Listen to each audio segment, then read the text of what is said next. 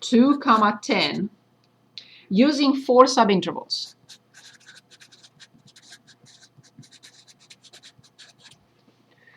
And no, we're not going to graph the function, of course not, but I'm going to graph this. So the interval between 2 and 10, this is very important. I'm not going to graph this. It's a waste of time. The function is somewhere here or here. It doesn't matter where it is. But I need the interval. The interval is between 2 and 10, and they're asking us to use 4 subintervals. They're not telling us if we need to use leftmost point, rightmost point. We choose. Okay? So I divide this into 4. How do I determine delta x? 10 minus 2 over 4. 10 minus 2 over 4. 8 over 4 is 2. So delta x is 2. Delta x is 2. Delta x is 2. You don't have to write like this. I just wanted to make a point. So now you choose, because the book doesn't tell us. Do you want to choose the leftmost point or the rightmost point? We don't have to do both. If we understand how to do it with the left, we know how to do it with the right. I let you choose. And I'm sure you're wondering, wait a minute, you haven't explained to us, why are we even thinking? Who cares about the area under this graph? Why do I need this? I will explain. I will not forget to tell you why we do this. Okay, so we want to use the leftmost point or the rightmost point? Let's do left. Okay, if we do left, remember we only have 4. If we do left, I need this point, I need this point, I need this point, and this point, not this one. If you want right, then you use this, and this, and this, and this. For each subinterval, it's right one. We decided to use the left.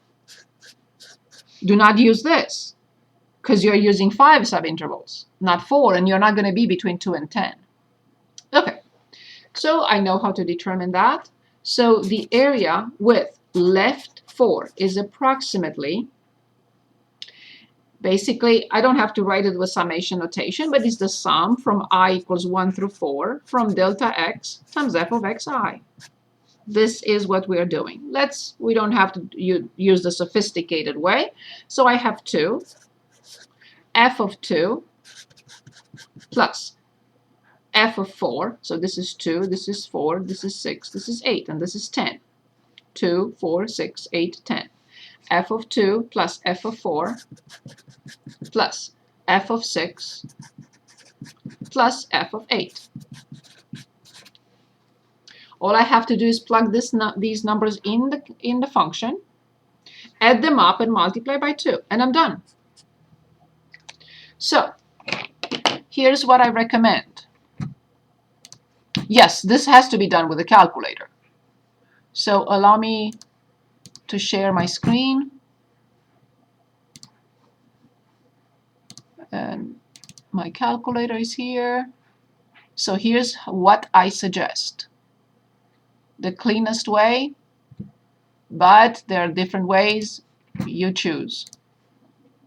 Here is what I suggest. In lists, so stat, edit, stat, edit. Okay, clear, go to the top if you have anything, and clear and enter. Go to the top, clear, and enter. Good. So now I'm entering my numbers. 2, that's all I have. 4, 6, and 8. And now go to the top of list L2, highlight list L2, and do the following. 2, left parenthesis, and now we enter the function. Careful how we enter the function. You'll understand, and I'll do it again if I need to. 0.1, and now I want list L1 to power 4. This says 2 times 0.01 times take the x, take all x's one by one and apply the function to them. Minus 1.44, again the list, second and list, squared, and then plus 60, and close the parenthesis. When you click enter right now, the calculator will do this. Will take 2, take it to the fourth, multiply by this. Take 2, multiply by square, and multiply by this, and multiply by plus 60. Create this number, multiply by 2, and enter it here. And then you will do the same thing with 4, and the same thing with 6, and the same thing with 8. When I press enter, all the numbers will pop up immediately. All I have to do is add them up. How do I do that? Not by hand. Go back to stat, calculations, one variable stats for list L2. Because I want the calculator to add up everything in list L2. And look here. Here it is. Here's the sum that we are looking for. 247.68. Done.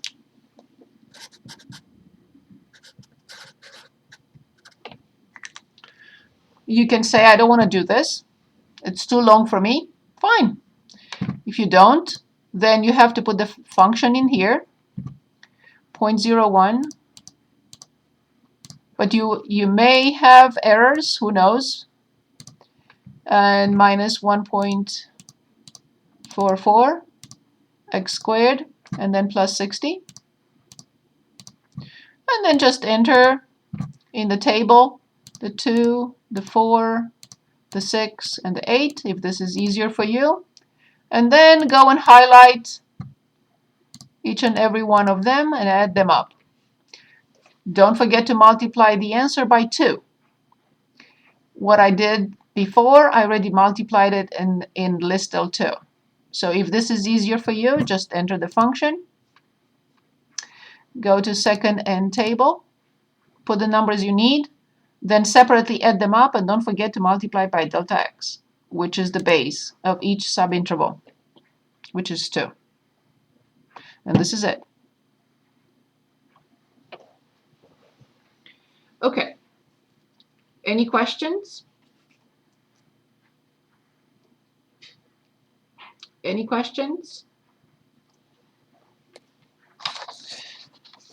Okay, I would like to talk about something called antiderivative.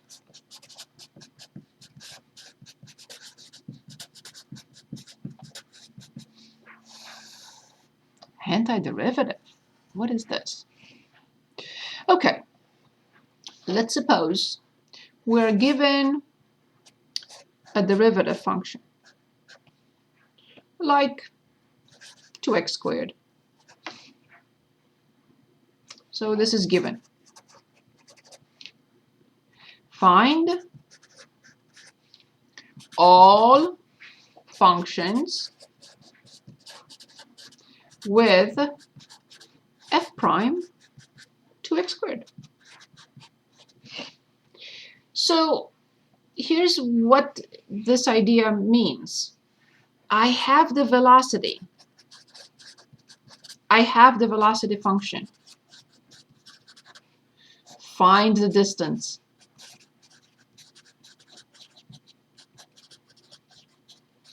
This is an example of what we're looking at.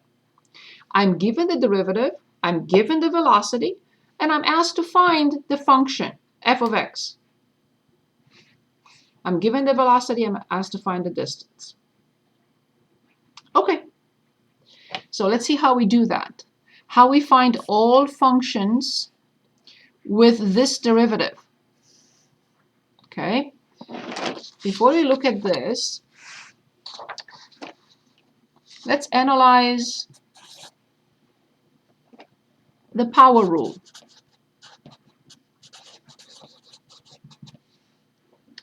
Do you remember when we differentiated x to the third? Can anyone give us the derivative of x to the third? 3x squared. Brilliant, thank you very much. Okay, so what happened? We brought the power down and we subtract 1 from the power.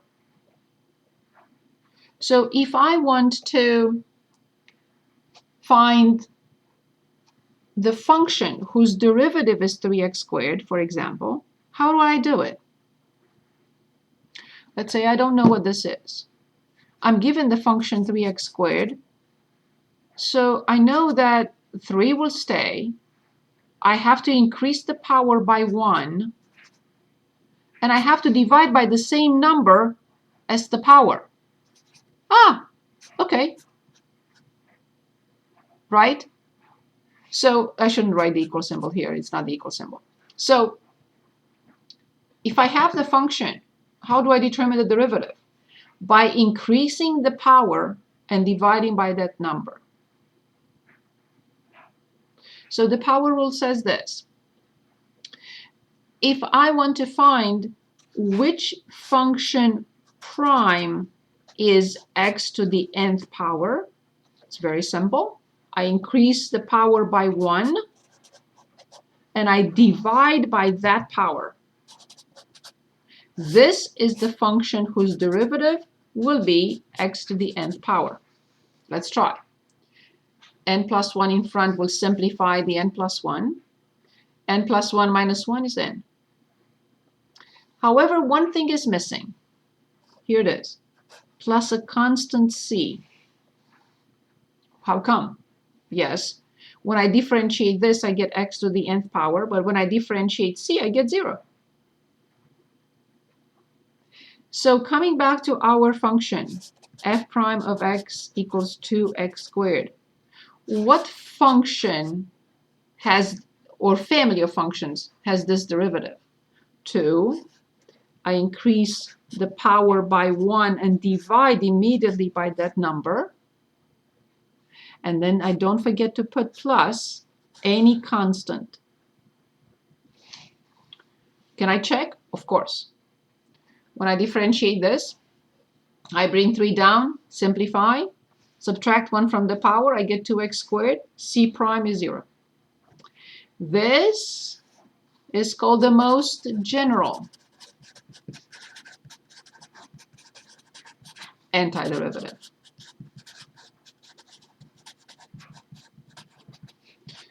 of 2x squared. Infinitely many functions. Why? Because c can be anything from negative infinity to positive infinity. Because any constant prime will be 0, plus 0. So this is what we call the most general antiderivative. It's a family of functions.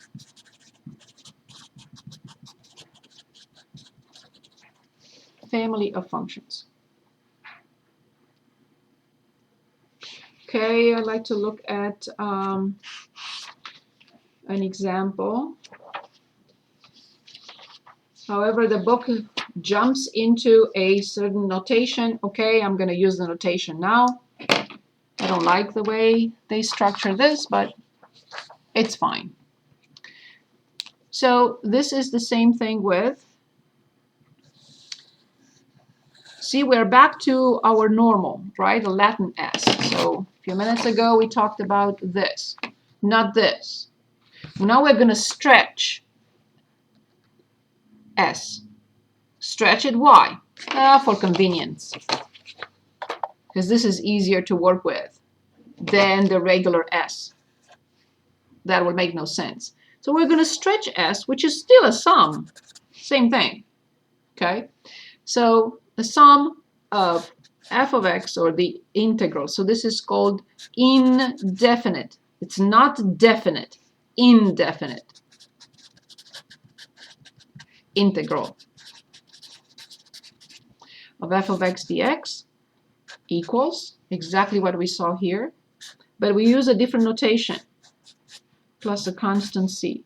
And this is the most, the whole thing is the most general antiderivative. So this notation is the same thing with this one, same thing with this one.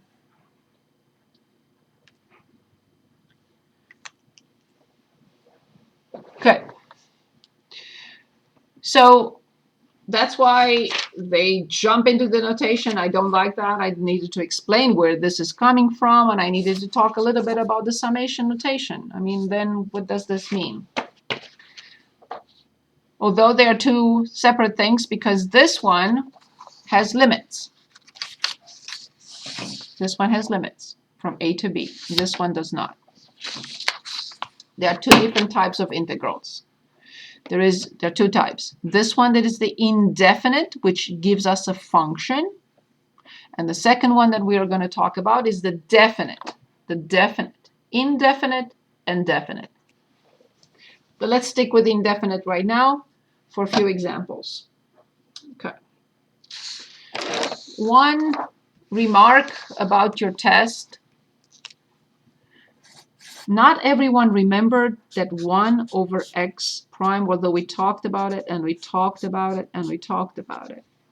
Not everyone remembered, and I kindly asked you, please, 1 over x prime is negative 1 over x squared, because we need this moving forward a lot.